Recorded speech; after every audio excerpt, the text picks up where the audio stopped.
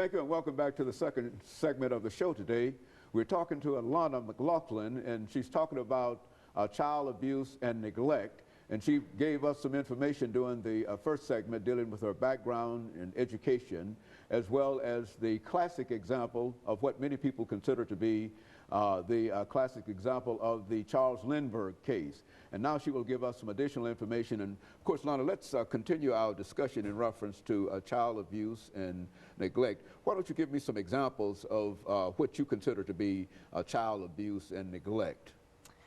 Well, I want to go far back to 1813. I'm sure nobody watching this will remember this, but in 1813, Anne Poole and her husband James Poole were at home sleeping when their daughter Margaret Poole was kidnapped by Nancy Gamble with the help of Marie Thomas. Now, the next morning they discovered that Margaret was not in her crib, so they went to the Baltimore the newspaper, and then they went to that. And then they used their publicity of the kidnapping to help spread the word about Margaret's disappearance.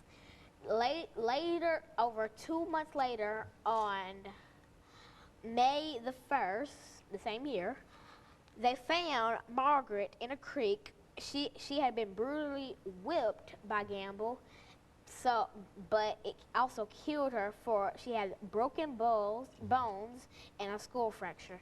Mm-hmm. Now, the next case I would like to talk to is a case I'm sure a lot of people are familiar with. It's called the Lisa Irwin case. Now, it's still open, and now Lisa Irwin and her mother, Debbie Irwin, and her father, James Irwin. James Irwin left for his work at approximately 5:40 on October the 5th. Now, Debbie, the mother, was still at home with her two sons, Michael Irwin and Bradley Irwin. Now, they were home, and so they decided to have dinner with a neighbor, for their father was gone. So they invited the neighbor, and as the mother, at approximately like 6:40, the mother was making dinner for the neighbor and her two sons. Okay, so when the boys got done eating, they went to go watch a movie, so it was only Debbie and the neighbor. Debbie admits she had several glasses of wine and she felt a little drunk, so she went to bed.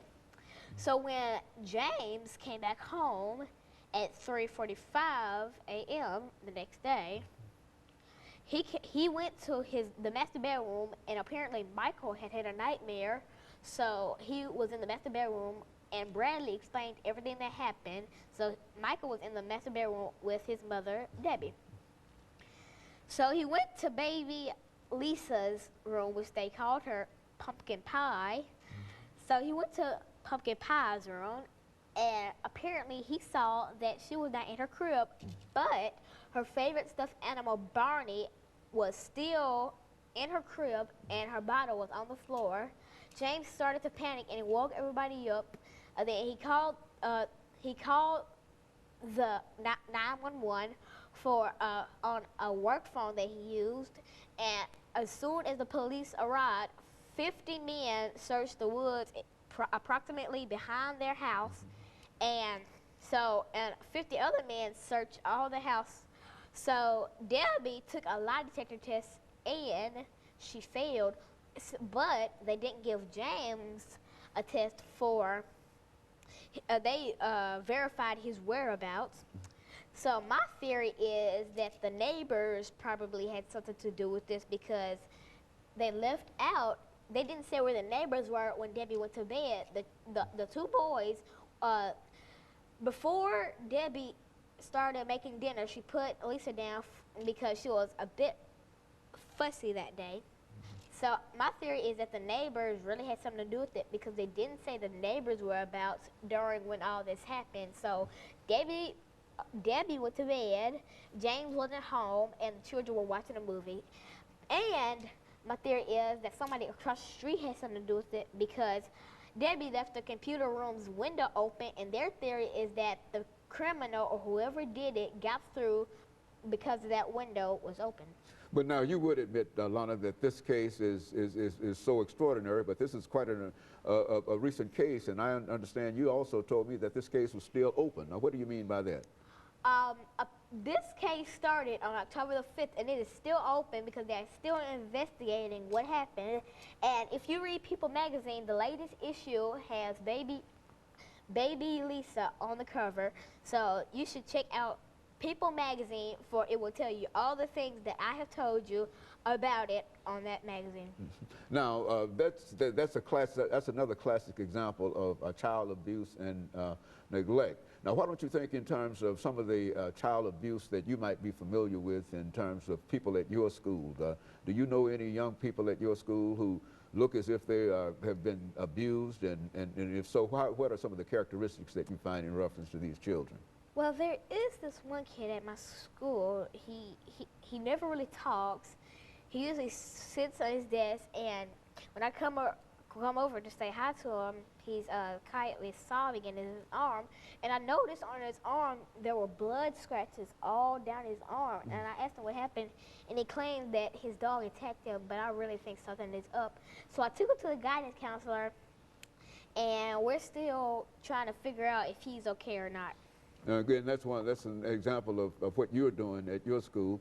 And also, I understand that you've established a bullying club at your school for young people who, because we're saying that not only do parents abuse children, but children abuse children. Is that correct? Say something about that. Well, bullying is it's commonly child abuse, and parents abuse their children too, so bullying is a part of child abuse. I've seen people get pushed down, people get kicked, people get smacked. I've really seen it all at my school. And I've seen it everywhere. I've seen it on the streets. I've seen people get gunned down, and it's sad to see, because what if they're going through enough things at home? You just got to add to their pain, add to their plate. Very good. And of course, Lon, we're getting ready for our second commercial break here, and you've given us quite a bit of information about classic child abuse and some of the classic cases in reference to child abuse. And not only that, you've even opened up some cases that are even being investigated today, and given your theories in reference to it, and et cetera. And I want you to know that we certainly appreciate that. But now, when we come back during this last segment, we're going to have to deal with what we might consider the classic kind of child abuse that you talked about earlier, and then we're going to deal with some of those issues involved. And we'll be back with our audience following this very, very short commercial break.